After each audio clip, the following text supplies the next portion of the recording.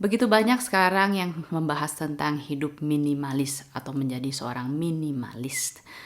Masih banyak fokusnya terhadap hal-hal yang berkaitan dengan fisik. Apakah itu rumah berantakan, atau terlalu banyak pakaian, atau barang-barang yang tidak pernah dipakai lagi sehingga harus disingkirkan. Tetapi jangan lupa, semua yang disebut dengan clutter atau berantakan itu berasal dari mind kita. Jadi, kenapa kita nggak bahas tentang declutter your mind towards minimalist? Mari kita bahas.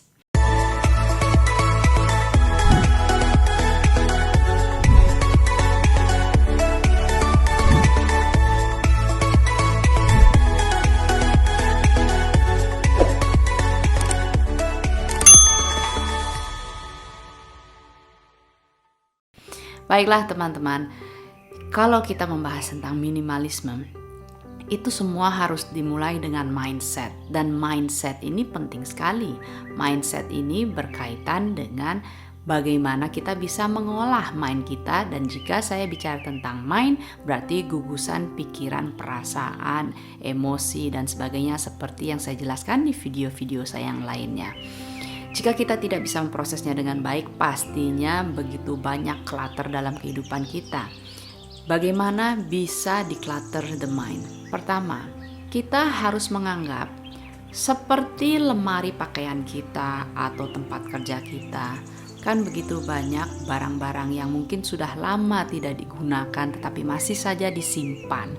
Mungkin kita pikir eman-eman, oh mungkin nanti suatu saat bisa digunakannya, bisa bermanfaat. Tapi kenyataannya kita tidak pernah pakai pakaian atau barang-barang yang kita simpan itu. Begitu juga dengan memori-memori kita.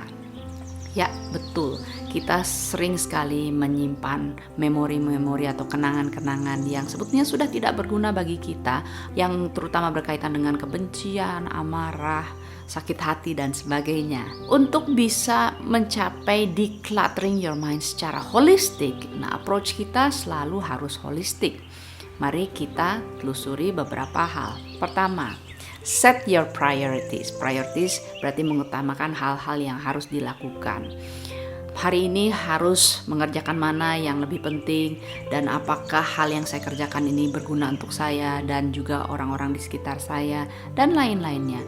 Kan kalau kita melakukan sesuatu, misalnya scrolling di Instagram atau di FB dan ngikutin kehidupan orang-orang, itu kan gak penting sebetulnya. Nah, set priorities dalam pekerjaan sehari-hari dan juga ketika kita menghadapi keseharian kita. Dan kedua, keep a journal, dan itu yang saya suka sekali. Jadi saya selalu menulis unek-unek saya di journal ini, dan tidak hanya unek-unek saja, tetapi saya juga planning atau punya ide-ide saya tuangkan di situ. Jadi tulislah, tuangkan dalam tulisan.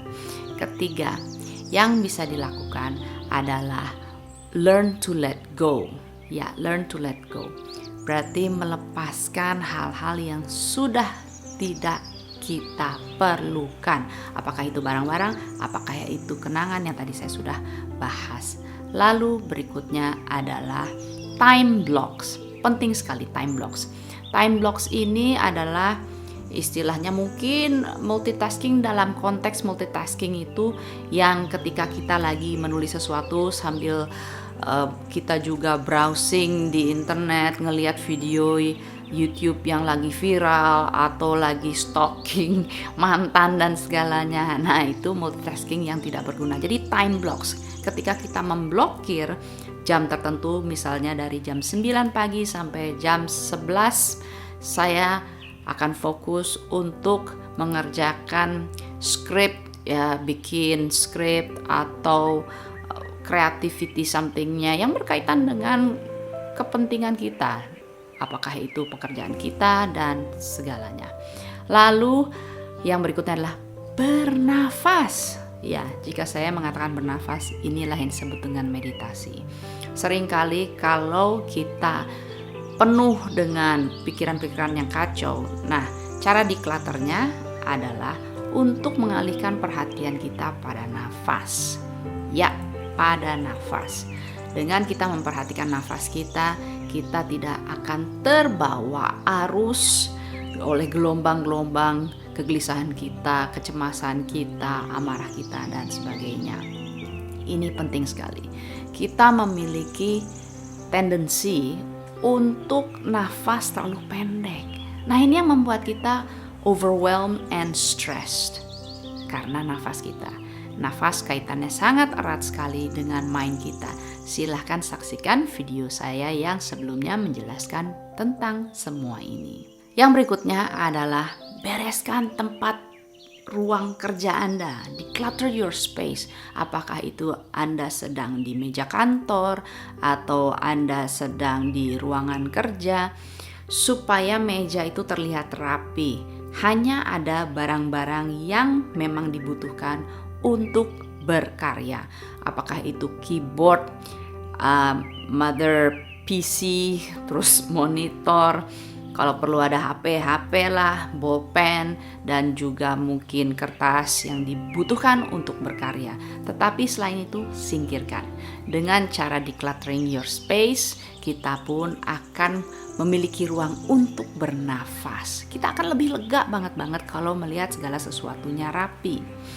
Nah, saya juga nanti akan membahas di video lainnya bagaimana to declutter space, so kita pun akan memiliki ruang untuk bernafas, bebas dari kecemasan. Lalu yang berikutnya adalah batasi waktu Anda untuk segala sesuatu konsumsi yang berkaitan dengan media.